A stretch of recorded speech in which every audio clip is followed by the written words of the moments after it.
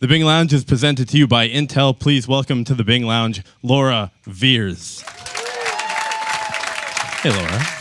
We appreciate you jaunting across town. You are a local. I am. I came from Northeast all the way across town. Well, sometimes it's hard. Sometimes traffic. It was easy. Well, we super appreciate that. Being, sort of a local, you sort of grew up here, right? Well, I came here to the Northwest about 20 years ago, and I'm 40, so half and half. I grew up in Colorado. I went to school in Minnesota.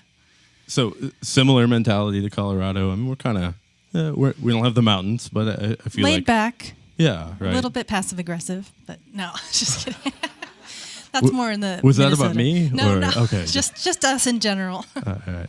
So, 20 years here, you've gotten familiar, comfortable, the venues. What's your favorite venue to go out and see music yourself? I like to go to Mississippi Studios and Doug Fir, and of course the Schnitz is great when there's a bigger act in town.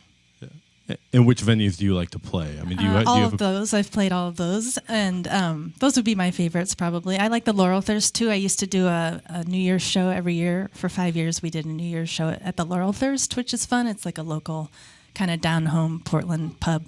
Yeah. I'll hope to do that again soon, but I had to take a year off. I've got 2 young children, and they were just wearing me down. So I'm sure any of you who have 2 young children, or 3 or 4 or 1, can relate to that. I'm wondering if that's what the running shoes is about, right? Chasing children. Right? Yeah, well, it's actually, very smart. The company will be proud that I'm wearing these because they gave me them for free. So I would promote them, but I actually like them. I like to wear them. They're Pumas, if that's how you say it. Okay. Shout out to Pumas then. Yeah, I shout out for them, and that's why I'm wearing them, because they're comfortable. Very nice. Tell me a little bit about your writing process. I mean, when you go to write a song, are you the kind of person that wakes up in the morning and dedicates an hour to it, or I'm just filled with awesome ideas all the time, and they just spill out onto the page, and it's so effortless. I just watch the money roll in. Well, congratulations on being the only one who that works for. We're all very excited for you.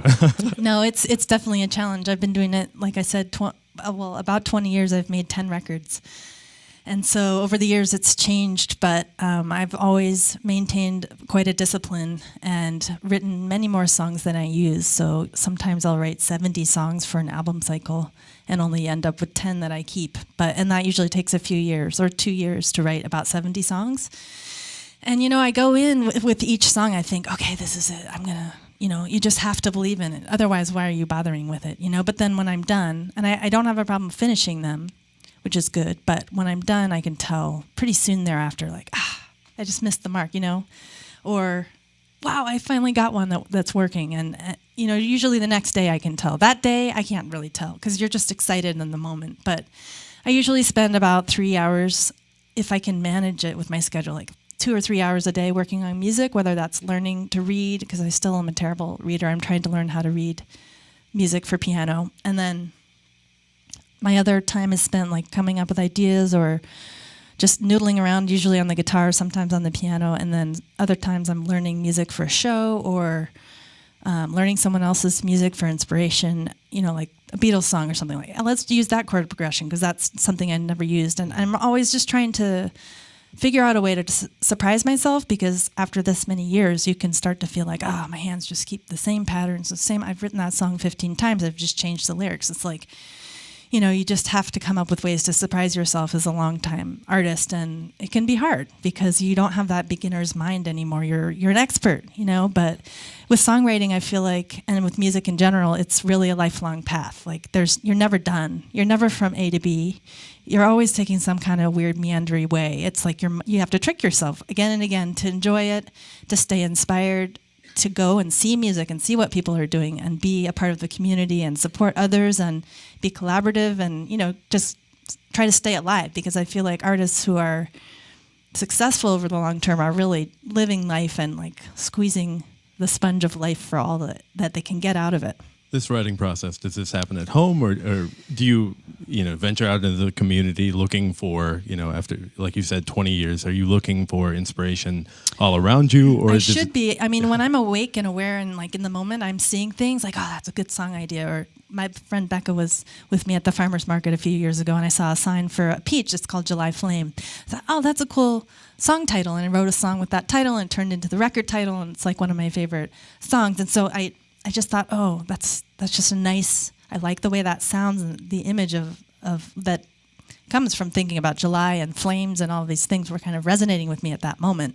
But then there are other days where I'm just like, okay, I'm at the grocery store, I'm like buying baby puffs. It's like not that inspiring. I mean, I should try to find inspiration in these everyday moments, but I'm sure Pampers Wipes is a great title for an album as well. You go. If I want a sponsorship with Pampers, I'm sure I could do that. Everybody wants to know, did you buy one of the peaches? I did. I bought some, and we made. Excellent. What did we make? Oh, we canned them. Were they good? We canned them in our bathing suits. Do you remember that? Is that the music video? That's like a pretty. I mean, totally should be. I don't know why we didn't think of that. Very circular. Yeah. But yeah, it was really hot that day, super hot in July, and so we had to. It was when you're canning, you're boiling things in hot pots, and so we were in our suits. That was fun. Well, you're going to have some of those albums for sale afterwards? I don't have that particular one. I have my newest one, which is called Warp and Weft, and I finished that one this time last year. I was 8 months pregnant. Wow. Well, congratulations on the Thanks. album. Congratulations on the baby as well. Thank you. Yeah. So I toured that one with the baby, and it's for sale here. I've got it for sale for $10, a CD. And I've got vinyl and all of that on my website, lauraveirs.com. All right. Well, I'm going to step away, let you play your music. Once again, give it up for Laura Veirs. Thank you.